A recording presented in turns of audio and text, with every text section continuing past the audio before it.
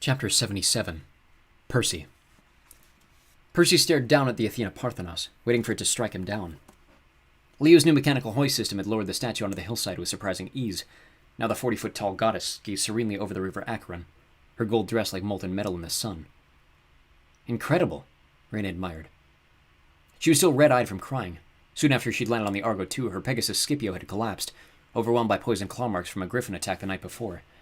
Reyna had put the horse out of his misery with her golden knife, turning the Pegasus into dust that scattered in the sweet-smelling Greek air. Maybe not a bad end for a flying horse, but Reyna had lost a loyal friend. Percy figured that she'd given up too much in her life already. The praetor circled the Athena Parthenos warily. "It looks newly made." "Yeah," Leo said. "We brushed off the cobwebs, used a little Windex. It wasn't hard." The Argo II hovered just overhead. With Festus keeping watch for threats on the radar, the entire crew had decided to eat lunch on the hillside while they discussed what to do. After the last few weeks, Percy figured they'd earned a good meal together. Really anything that wasn't firewater or dragon meat soup. "Hey, Reyna," Annabeth called. "Have some food. Join us." The praetor glanced over. Her dark eyebrows furrowed as if join us didn't quite compute. Percy had never seen Reyna without her armor before. It was on board the ship being repaired by Buford, the wonder table. She wore a pair of jeans and a purple Camp Jupiter t-shirt and looked almost like a normal teenager, except for the knife at her belt and that guarded expression, like she was ready for an attack from any direction. "All right," she said finally.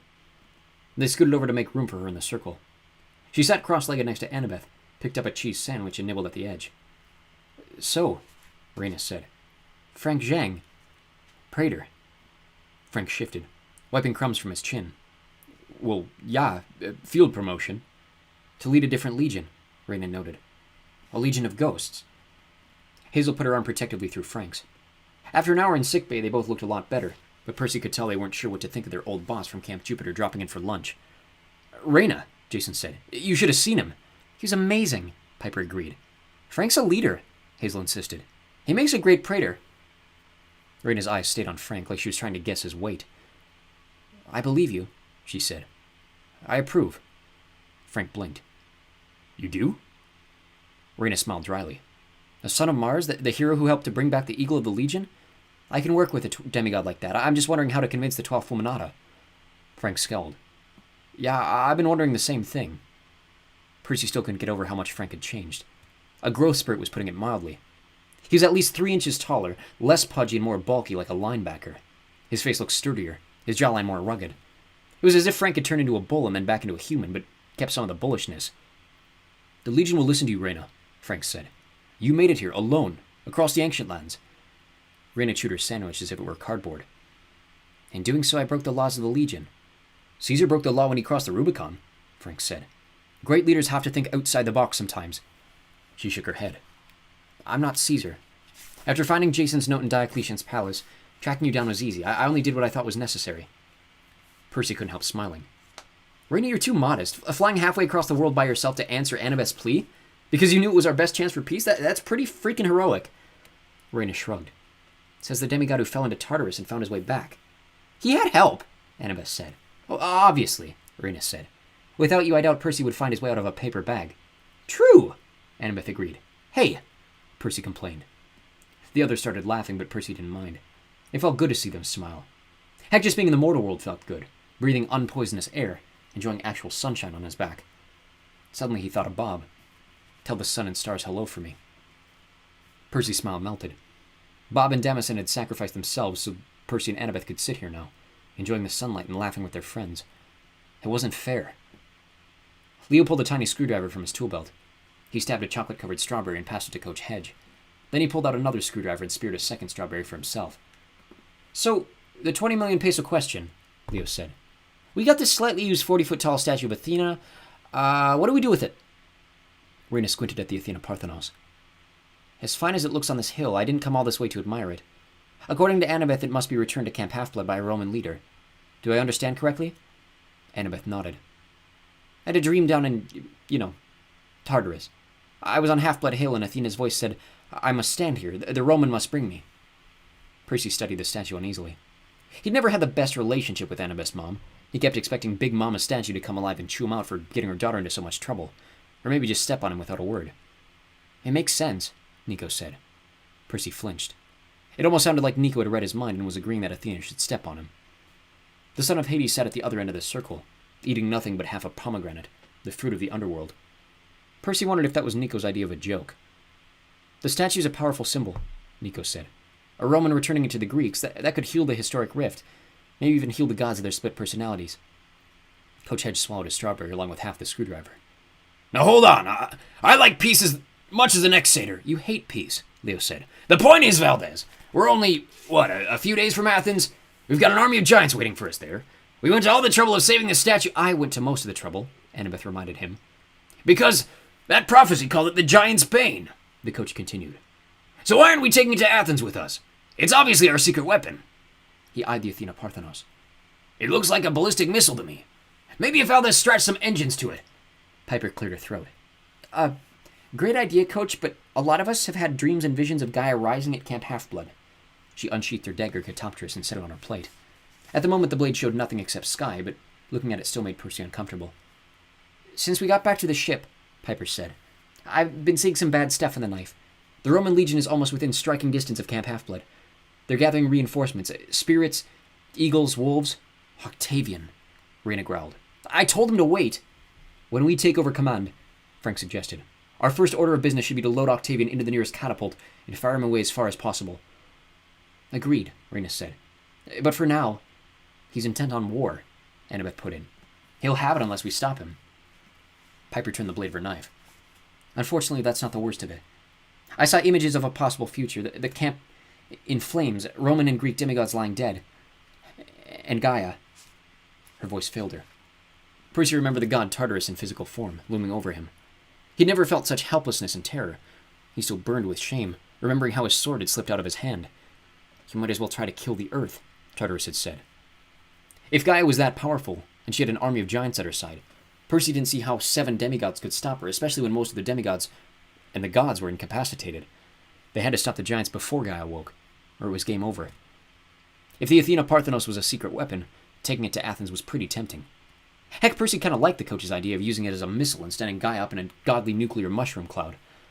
Unfortunately, his gut told him that Annabeth was right. The statue belonged on Long Island, where it might be able to stop the war between the two camps. So, Reyna takes the statue, Percy said, and we continue on to Athens. Leo shrugged. Cool with me, but a few pesky logistical problems. We got, 2 weeks until that Roman feast day when Gaia's supposed to rise?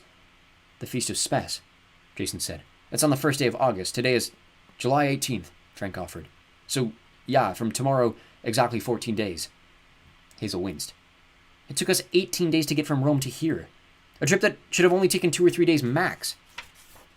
So, given our usual luck, Leo said, maybe we have enough time to get the Argo 2 to Athens, find the giants, and stop them from waking Gaia. Maybe. But how is Reyna supposed to get this massive statue back to Camp Half-Blood before the Greeks and Romans put each other through the blender? She doesn't even have her Pegasus anymore. Sorry. Fine, Reyna snapped. She might be treating them like allies rather than enemies, but Percy could tell Reyna still had a not-so-soft spot for Leo, probably because he'd blown up half the Forum in New Rome. She took a deep breath. Unfortunately, Leo is correct. I don't see how I can transport something so large. I was assuming... Well, I was hoping you would all have an answer. The labyrinth, Hazel said. I mean, if Pasiphae really has reopened it, and I think she has. She looked at Percy apprehensively. Well, you said the labyrinth could take you anywhere, so maybe... No, Percy and Annabeth spoke in unison. Not to shoot you down, Hazel, Percy said. It's just... He struggled to find the right words. How could he describe the labyrinth to someone who'd never explored it? Daedalus had created it to be a living, growing maze. Over the centuries, it had spread like the roots of a tree under an entire surface of the world. Sure, it could take you anywhere. Distance inside was meaningless. You could enter the maze in New York, walk 10 feet, and exit the maze in Los Angeles, but only if you found a reliable way to navigate. Otherwise, the labyrinth would trick you and try to kill you at every turn. When the tunnel network collapsed after Daedalus died, Percy had been relieved. The idea that the maze was regenerating itself, honeycombing its way under the earth again, and providing a spacious new home for monsters, that didn't make him happy. He had enough problems already. For one thing, he said, the passages in the labyrinth are way too small for the Athena Parthenos. There's no chance you could take it down there. And even if the maze is reopening, Annabeth continued, we don't know what it might be like now. It was dangerous enough before, under Daedalus' control, and he wasn't evil. If Pasiphae's remade the labyrinth the way she wanted, she shook her head. Hazel, maybe Maybe your underground senses could guide Reyna through, but no one else would stand a chance. And we need you here. Besides, if you got lost down there... You're right, Hazel said glumly. Never mind. Reyna cast her eyes around the group. Other ideas? I could go, Frank offered, not sounding very happy about it. If I'm a praetor, I should go. Maybe we could rig some sort of sled or... No, Frank Shang. Reyna gave him a weary smile. I hope we will work side by side in the future, but for now your place is with the crew of the ship. You are one of the 7 of the prophecy. I'm not, Nico said. Everybody stopped eating. Percy stared across the circle at Nico, trying to decide if he was joking. Hazel set down her fork. Nico, I'll go with Reyna, he said. I can transport the statue with shadow travel. Percy raised his hand. I mean, I know you just got all 8 of us to the surface, and that was awesome, but a year ago you said transporting just yourself was dangerous and unpredictable. A couple of times you ended up in China, transporting a 40-foot statue and 2 people halfway across the world. I've changed since I came back from Tartarus. Nico's eyes glittered with anger, more intensely than Percy understood. He wondered if he'd done something to offend the guy. Nico, Jason intervened. We're not questioning your power. We just want to make sure you don't kill yourself trying. I can do it, he insisted. I'll make short jumps, a few 100 miles each time. It's true, after each jump I won't be in any shape to fend off monsters. I'll need Reyna to defend me in the statue. Reyna had an excellent poker face. She studied the group, scanning their faces but betraying none of her own thoughts. Any objections? No one spoke. Very well, she said, with the finality of a judge. If she had a gavel, Percy suspected she would have banged it. I see no better option, but there will be many monster attacks. I would feel better taking a 3rd person. That's the optimal number for a quest. Coach Hedge, Frank blurted. Percy stared at him, not sure he'd heard correctly. What, Frank? The coach is the best choice, Frank said. The only choice. He's a good fighter. He's a certified protector. He'll get the job done. A fawn, Reyna said. Satyr, barked the coach. And yeah, I'll go. Besides, when you get to Camp Half-Blood, you'll need somebody with connections and diplomatic skills to keep the Greeks from attacking you. Just let me go make a call. Get my baseball bat. He got up and shot Frank an unspoken message that Percy couldn't quite read. Despite the fact that he'd just been volunteered for a likely suicide mission, the coach looked grateful. He jogged off toward the ship's ladder, tapping his hoofs together like an excited kid. Nico rose. I should go too. And rest before the passage. We'll meet at the statue at sunset. Once he was gone, Hazel frowned. He's acting strangely. I'm not sure he's thinking this through. He'll be okay, Jason said. I hope you're right. She passed her hand over the ground. Diamonds broke the surface. A glittering Milky Way of stones. We're at another crossroads. The Athena Parthenos goes west. The Argo II goes east. I hope we chose correctly.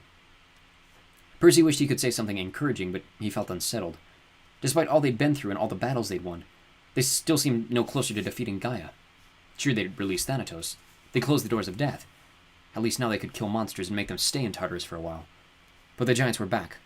All the giants. One thing bothers me, he said. If the Feast of Spes is in 2 weeks, and Gaia needs the blood of 2 demigods to wake, what did Clytius call it? The blood of Olympus? Then aren't we doing exactly what Gaia wants? Heading to Athens? If we don't go, and she can't sacrifice any of us, doesn't that mean she can't wake up fully? Annabeth took his hand. He drank in the sight of her now that they were both back in the mortal world, without the death mist, her blonde hair catching in the sunlight.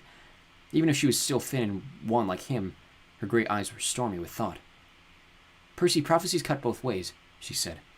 If we don't go, we may lose our best and only chance to stop her. Athens is where our battle lies. We can't avoid it. Besides, trying to thwart prophecies never works. Gaia could capture us somewhere else, or spill the blood of some other demigods. Yeah, you're right, Percy said. I don't like it, but you're right. The mood of the group became as gloomy as Tartarus air, until Piper broke the tension.